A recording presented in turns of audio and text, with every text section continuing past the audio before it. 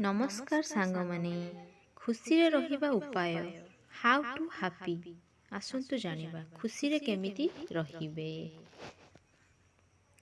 ନିଜକୁ କାହା ସହିତ ତୁଳନା କର ନାହିଁ। ତୁମେ ଯେମିତି ଅଛ ସମସ୍ତଙ୍କ ଠାରୁ ଅଲଗା ଅଛ। ସୋସିଆଲ ମିଡ଼ିଆରେ ସମୟ ନଷ୍ଟ କର ନାହିଁ। ମୋବାଇଲ ଫୋନ ବହୁତ କମ୍ ବ୍ୟବହାର କରନ୍ତୁ।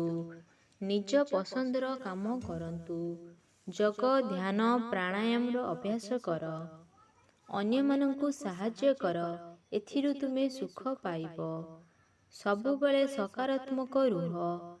ନିଜ ଖୁସି ସମୟ କୌଣସି ଖୁସି କଥା ଲୋକଙ୍କ ସହ ବାଣ୍ଟନ୍ତୁ। ଯେଉଁ ଲୋକମାନେ ଯେକୌଣସି ପରିସ୍ଥିତିରେ ଖୁସି ରହୁଛନ୍ତି ସେମିତି ଲୋକଙ୍କ ସହ ମିଶନ୍ତୁ। ନିଜ ଉପରେ ଥିବା ବିଶ୍ୱାସ ଏବଂ ନିଜର ଆତ୍ମବିଶ୍ୱାସ କେବେ କମ୍ ହେବା ପାଇଁ ଦିଅନ୍ତୁ ନାହିଁ। ସବୁବେଳେ କିଛି ନା କିଛି ବହି ପଢ଼ନ୍ତୁ। ଯଦି କୌଣସି ସମସ୍ୟା ଆସୁଛି ତାର ସମାଧାନର ବାଟ ଖୋଜନ୍ତୁ। ସମସ୍ୟାକୁ ନେଇ ଭାବନ୍ତୁ ନାହିଁ।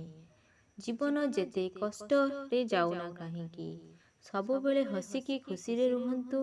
ଦେଖିବେ କେତେ ପ୍ରୋବ୍ଲେମ ସଲ୍ଭ ହୋଇଯିବ। ନିଜ ମନକୁ ଏକ ଛୋଟ ପିଲା ପରି ନିର୍ମଳ ରଖ। ବେଶୀ ଭାବନ୍ତୁ ନାହିଁ। ନିଜ ଫ୍ୟାମିଲି ସହ ସମୟ ବିତାନ୍ତୁ।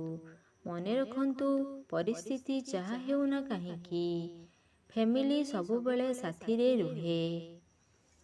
ଆଜି ଏତିକି ଜାଣିଲୁ କିଛି ଖୁସି ରହିବାର ଟିପ୍ସ। ଯଦି ଆପଣଙ୍କୁ ଏଇସବୁ ଭିଡ଼ିଓ ଭଲ ଲାଗୁଥାଏ ତାହେଲେ please like, share and subscribe କରିବାକୁ କେବେ ହେଲେ ଭୁଲିବେ ନାହିଁ ଏବଂ ବେଲ୍ ଆଇକନ୍କୁ ଦବାଇ ଦିଅନ୍ତୁ।